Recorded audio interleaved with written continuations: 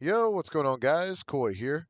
Now, today we're going to be talking about DBOG, a game that I have a lot of love for, especially for a Dragon Ball game, a game that has gotten me ready for Sparking Zero, that is releasing on the 8th for me because I got it pre-ordered.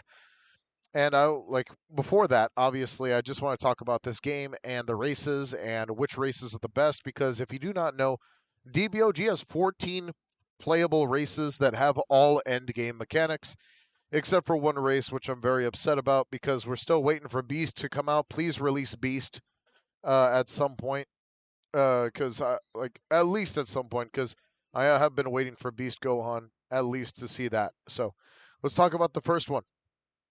So we're going to talk about the Saiyan race. The Saiyan race is probably one of the coolest races in the game, obviously because it has the most forms in the game, including Wukong form, which it will be replaced by Legendary Super Saiyan, I believe, in the future. If not replaced, then also, it might have both. So it has pretty much, you could say it has two legendary forms at the end game, which is Legendary Super Saiyan and Wukong form. And in the early game, it has many other things, such as having a giant form, which is very broken for any type of PvP. PvE encounters in the early game, PvP encounters in the early game, because, giants are just broken in this game. The modifier's not crazy, but obviously giants by themselves are just very, very tanky. Huge hitboxes. That's kind of like another plus for them. They have very, very good stats, very balanced stats at that. They have very high physical damage and key damage. They have very forgiving stat multipliers as well for their health and agility and key control. Now, their racial ability, basic attack damage doubles whenever your health bar turns red. Only basic attacks, sadly. So this only means that your M1s, which is very good. If you guys do not know the Nom trick, which I will be covering in my advanced combat guide whenever I make that for the game, which should be soon. It takes a lot of editing for that one for sure. But I think that Saiyan is definitely up there. Definitely up there. Solid S tier race. Very solid. The You don't have the craziest of passives, but I think it's really up there. If I see that it's going to be worse in any way, shape, or form, then I'll probably knock it down. But honestly, I'm getting that feel that it might just stay up there. Humans. Now, humans are a wild card in this game. They have strictly balanced stats. They have some of the most interesting forms, but the worst legendary form ever because of the fact that their legendary form you could get in an early stage of the game, which is very broken for level 100 humans. You could get the very early stage of the Master Roshi full power form, which is super cool, but after that, it sort of falls off.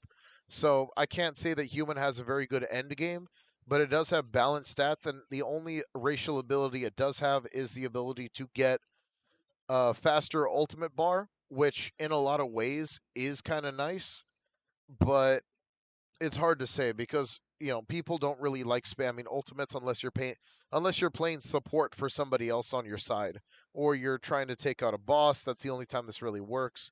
But I think that there's other characters out here with way better passives where I have to get human that solid B because I don't think it's an A tier because obviously it doesn't have very high end game potential, but at least it does have very good early game potential and very good supportive potential.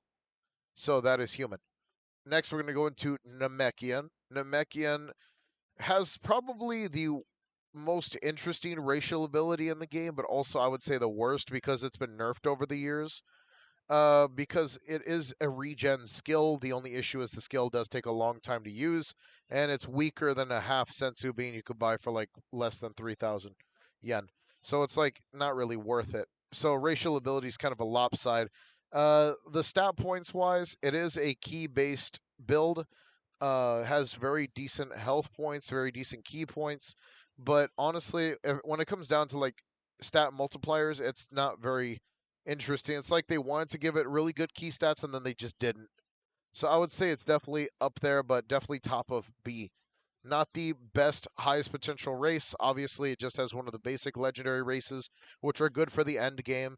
But after that, it just kind of falls off to the point where it doesn't have a good passive and it's kind of just there, which is not very good. So, it's got to blow everyone out of the water for it to be very good. Next, we're going to talk about Majins. Majin's got a very, very good setup. One, they could literally have 2 times the stats in the entire game.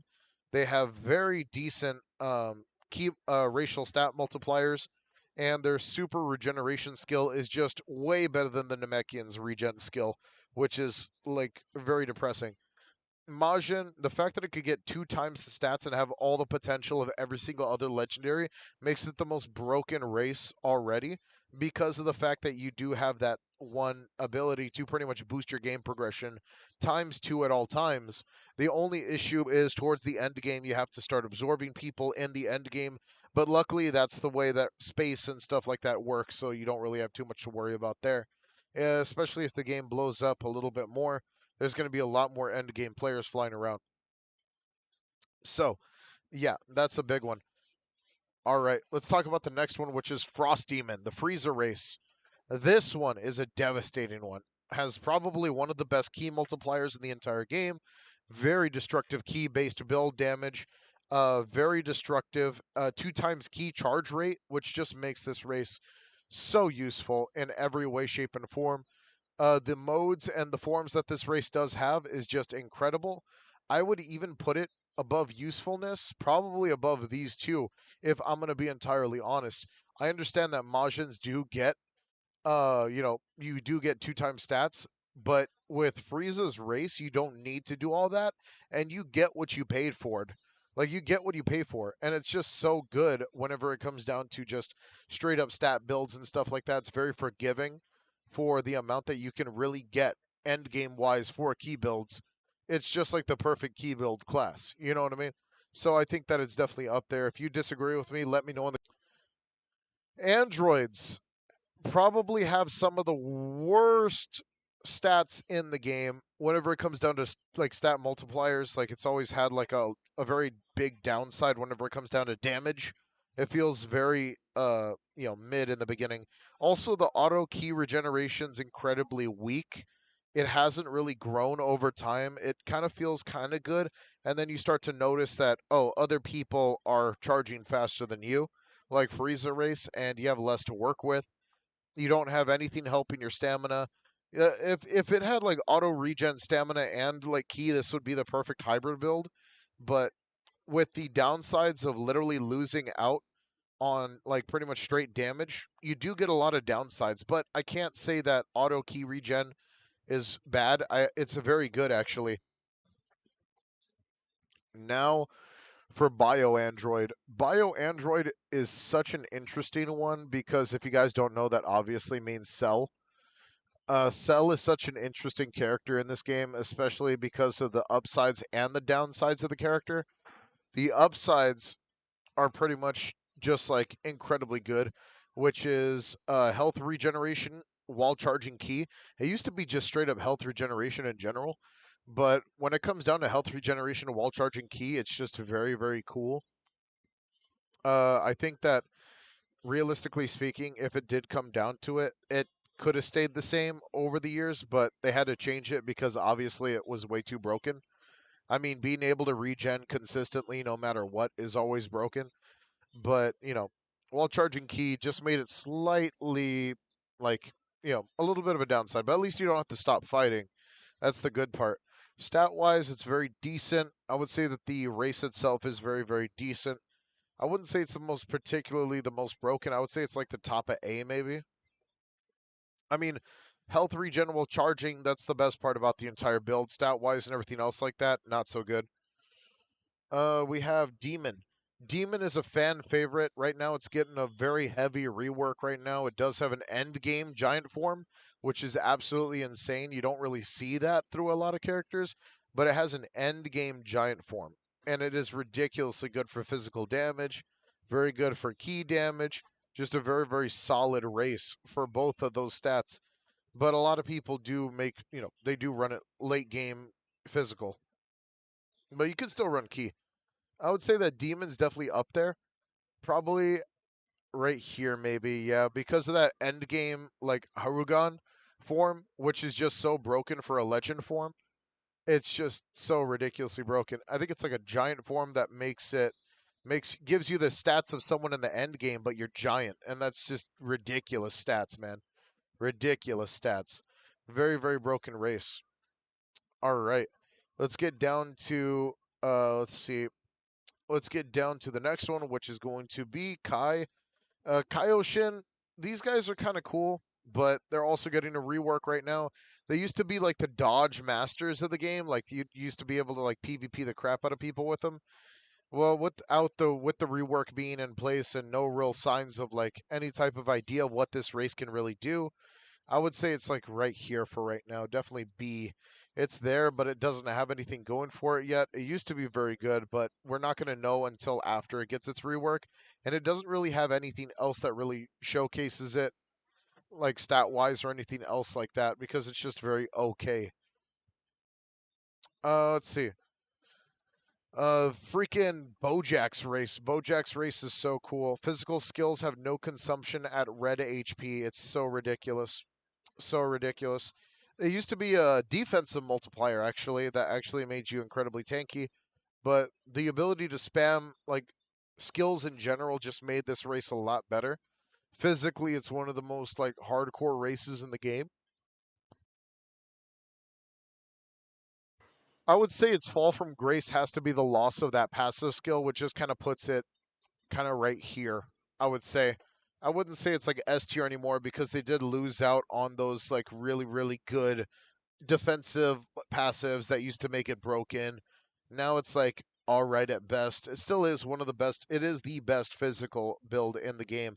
The only problem is it's just that's it. It's only physical and it doesn't have any other value after that.